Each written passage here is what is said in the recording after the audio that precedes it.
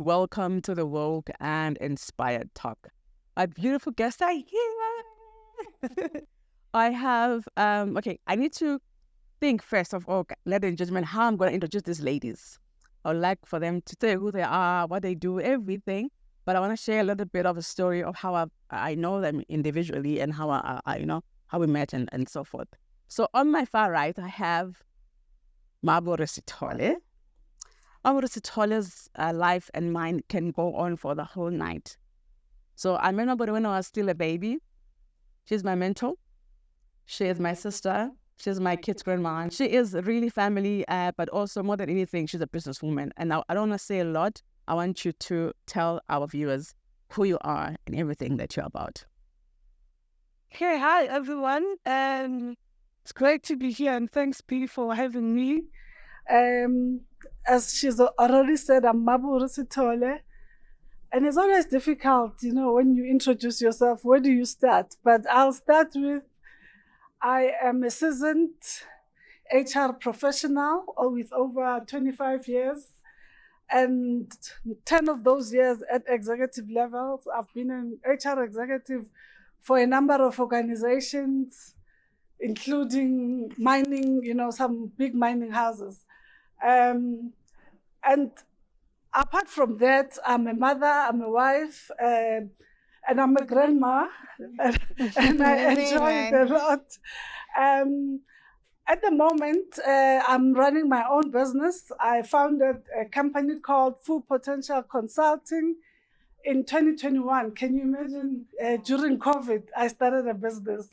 And my business is really around human capital, helping organizations and people, to reach their full potential, hence the name Full Potential. And we also do a lot of community engagement, social facilitation. And my moonshot, I will not miss the opportunity to say that. My moonshot when I left corporate was, I'd like to help develop future leaders in Africa. Sure. And my target is 1 million by 2030. Jeez. And I'm doing that with a number of, projects and interventions. At the moment, I run mentorship circles for young female leaders to prepare them for, the future. Yeah. Whether the future is business or the future is corporate. And I'm hoping that, with time, as we grow, we will then expand these mentorship circles, not only for women, but for boy children as well, and across Africa. So that's a nutshell about me. Oh, wow. Wow. And I can attest to the fact that you've done that, ma'am. You've done that. And on my right-hand side, again, I've got Lebu. I call her Lebu. Her stage name and her name that everybody knows her, as, is Lebohang Meshomakulu. I'm her bigger sister. I get to be a bigger sister to someone as well. We've really developed a good relationship as a sister. And I'm so happy to have you here. Can you tell everyone who you are? She's after that. I am a mother. I am a daughter. I am a friend. Most importantly, I am a child of God. Hallelujah. Hallelujah. I'm a social and digital entrepreneur, creator. I'm a speaker by far than anything. I'm a lover of love. I'm an advocate for love and marriage and healthy families. And I'm a soon-to-be author. Hey, so exciting. Yay, author. Love that. Love it. Thank you so much, Leru. Thank you so much. And last but not least, for sure, my songbird. Yeah. Right. Yeah. Her name is Monewa. She doesn't need any introduction. She's a songstress. I love her to bits. Monewa and I have that history of always bumping to each other and we need to do something together.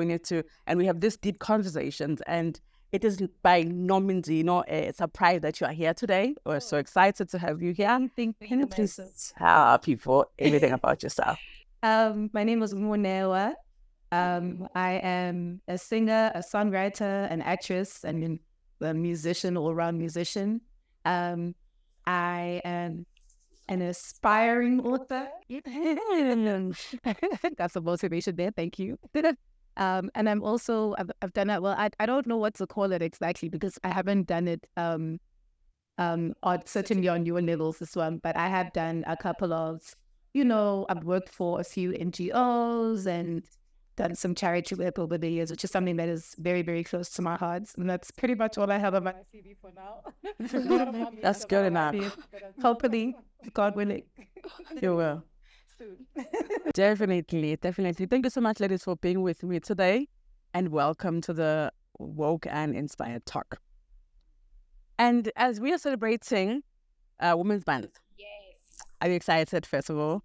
Always. Are you excited? Always. I'm always excited as well. But I think with this one, there was these pressing matters that I wanted to lay on the table and to talk about, things that affect a lot of women in our country, and things that I feel like with each and every Women's Month, we talk about these things, but we don't get into the real depth and talk about them in fullness as to how then we can help each other and how can we, empower and help a lot of people, especially women, as we are celebrating Women's Month.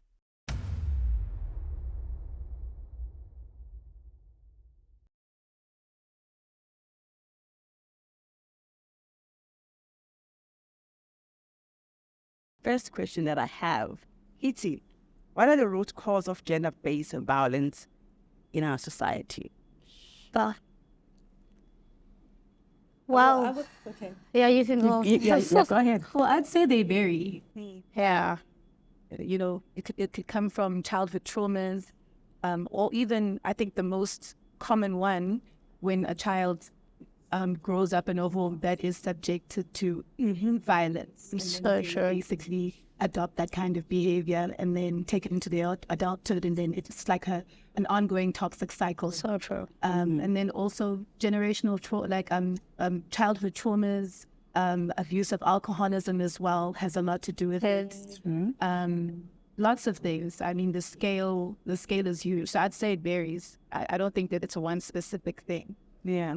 So would you say that it's something that can change at this point in time, considering the lifestyle that we're living in, everything that is happening right now in our country, especially? Sure. Do you feel like with what she's saying is something that we can change? I personally think we're a generation that could do better because we have so much at our reach at learning and stopping certain things. Can we do better? We live in a very microwavable generation where everything is just super fast. Everybody wants a 3-minute of everything. Relationships should work now, today. She should understand me. He should understand me. If he doesn't, I'm frustrated by her. I'm frustrated by him. And those things are things that trigger the traumas Oneo just spoke about, the childhood traumas. And we are a generation that knows things like therapy, but we don't want to embrace things like therapy. So it is a thing that can become better, but it's got a long way to go. Long. I think from my side, there are a number of issues. Maybe I'll highlight two that I think are fundamental. Firstly, is that, and I think we all know this, and we all talk about it, that there is all sorts of programs for the girl child. Yeah. And we know why. Because, we come from a dispensation where the girl child was oppressed. Yeah. And we had to do something, to fast track development. But at the same time, very little is done for the boy child. Sure. Now, as a mother, I can see how, whether you're a girl child or you're a boy child, emotional wellness affects us the same. Yeah, sure. So for me, that's the first thing. Yeah. And it's something that I'll challenge parents, because it's a long way to go into schools and what. Yeah. Can we look after our children's emotional wellness? It's a tough one because we are not looking after our own emotional. That's so true. Can I just add to that by saying, actually, you're absolutely right. I was having this conversation with my cousins the other day that it's so common, especially in African homes, Yeah.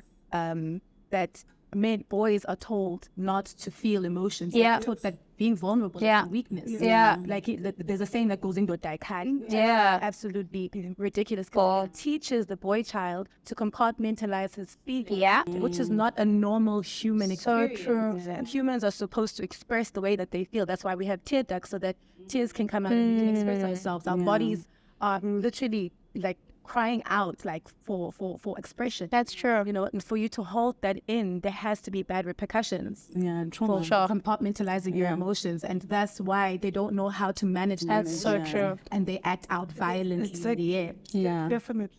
What I'm You're getting at- absolutely right. what I'm getting from you about is that we need to be inclusive in our discussions, meaning we need to include The boy child. the boy child, and that also start with the family. Which brings me into the next question, Okay. which was, other thing that we can then help as communities in helping each other, navigate this thing. Yeah. Other, besides the fact that we need to educate all the boy child, what are other things that we can do to help as communities?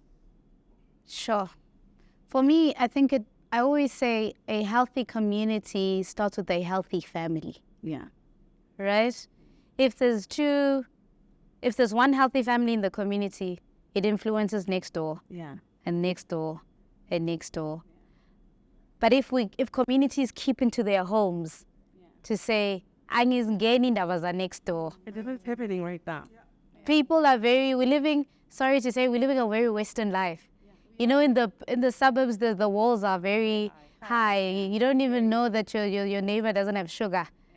Where back in the day, it was like that. Now, because we're so educated, we know so much, even in this, like, no, I don't care. Hey, So you can say, going back to how we grew up, yeah. back home, like, umntwana obekhuliswa wena yes. so umzali wakho bengani umzali wakho nje Yeah. umzali. So you can say we can go back. We need to, go back to the way Yeah, we used to yeah, live, yeah, our grandparents. yeah. You say that. Because you have a child next door who's being raised by a single mother Yeah. that doesn't have a father figure, but next door there is a healthy father.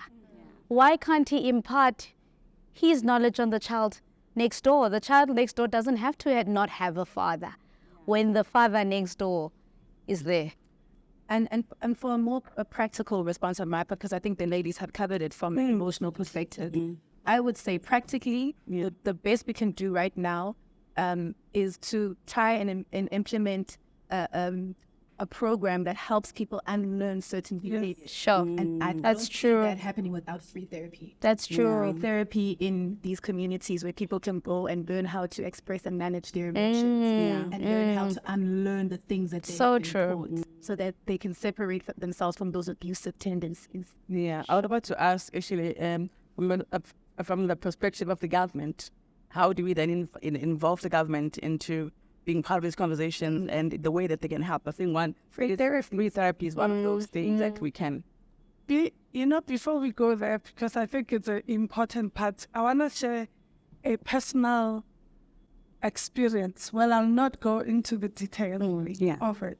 I was raised by a very loving and present father. Wow. In those days, I didn't know if he was loving, but he was very present. Yeah.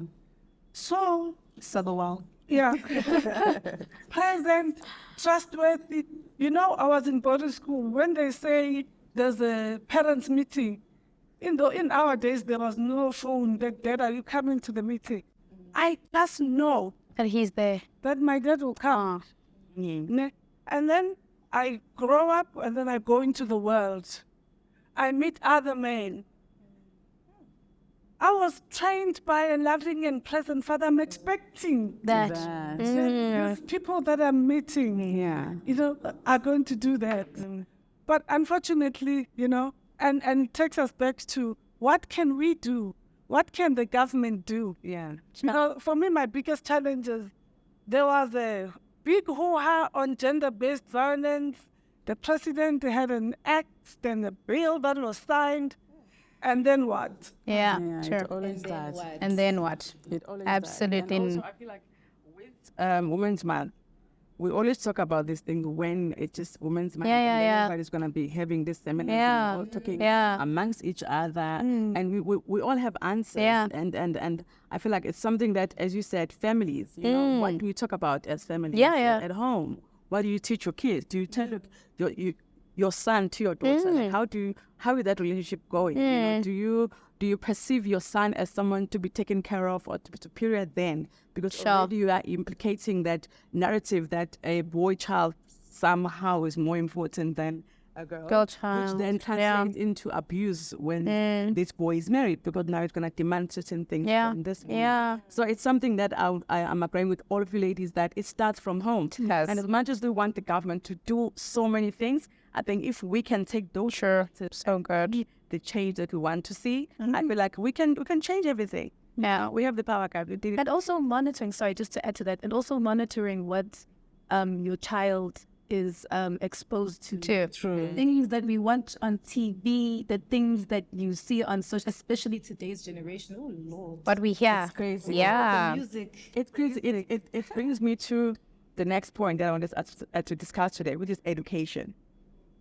And I want us to talk about it in a form of formal education and not so formal education, which is what you're touching. Because when you're telling your son, what are you watching? What is that thing? You Yeah. can't teach it. It's education. That's Yeah. education. You need to. We were, you know, our grandmothers. I'm sorry, guys. I'm gonna just pop in my grandmother. But I was raised by my mother. Everything that I am, that I've become, because of my grandmother. And I feel like she did a great job, even with my uncle, even though they didn't turn out to be okay. So after but she did a great job, you know, with just teaching. Yeah. Do you Yeah. feel like we are doing well in that in the space of education as a form of empowerment and helping women and of course boys? That's a tough one. It is a tough one. Yeah. Let's talk formal education before we come to informal. Education. Being in corporate and being exposed to, you know, the education system and this curriculum that we are using, Hey. when was it developed? Do you think the Gen Zs that we are raising now even relate with this curriculum? No. They have more information than the curriculum Itself. teaches because they have access to. Google, all of these things. So I think from that point of view, we need the education system needs to, and I think it's not so much that they can do, but like you said, free therapy. Can we see that in schools? Yeah. We allow children to feel what they feel and have somebody to go to and say, this is how I feel. Can we not wait until there's a problem? Then we say, this child must go for therapy. That's true. For me, that's one of the things that, true. from an education point of view, we can contribute. But we must also teach our children that emotions are part of who they are. Yeah. And it's okay to feel what you're feeling. Yeah. Yeah. Thank you so much for tuning in. We'll see you on our next podcast series where we'll be tackling education.